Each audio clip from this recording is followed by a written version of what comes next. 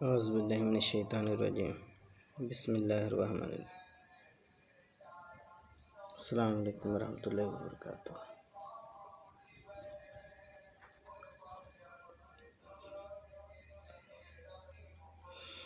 کچھ لوگ دولت کے حفظ میں، کچھ لوگ دولت کی حوث میں ایسے نابینے ہو جاتے ہیں کہ ان کو پتہ ہی نہیں رہتا کہ کیا بات کرنی ہے، کیا نہیں کرنی۔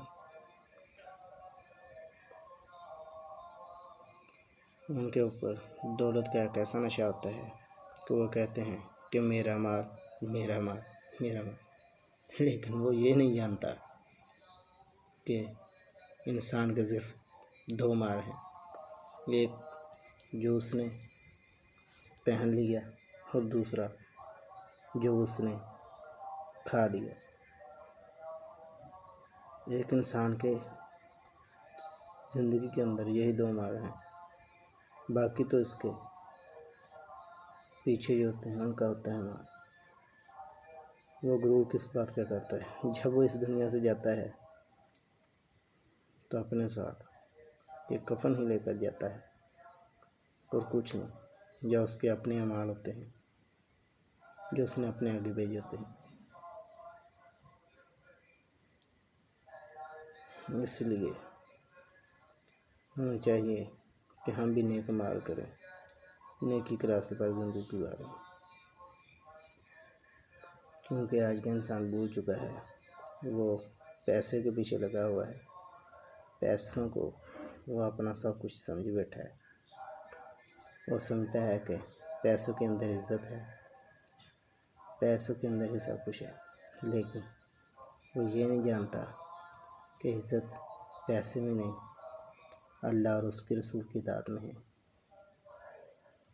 اگر ہم اللہ اور اس کے رسول کی اطاعت کریں گے تو زندگی میں اور آخرت میں کامیاب ہو جائیں گے۔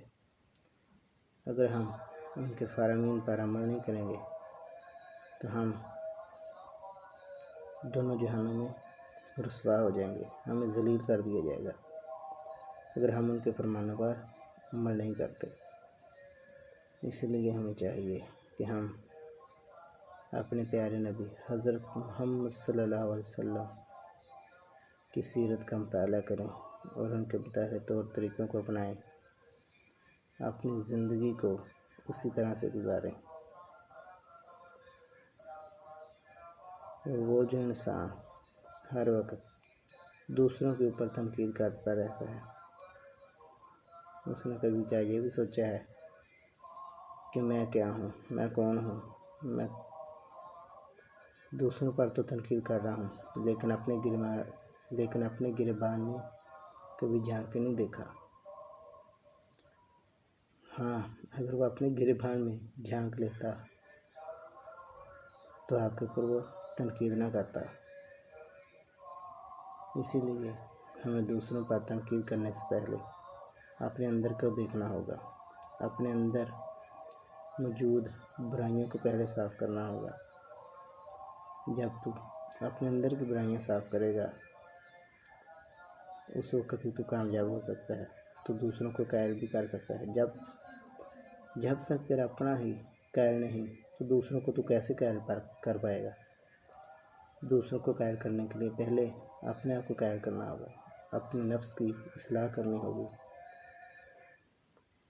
اپنے نفسیاتی خواہشات کو دبانا ہوگا۔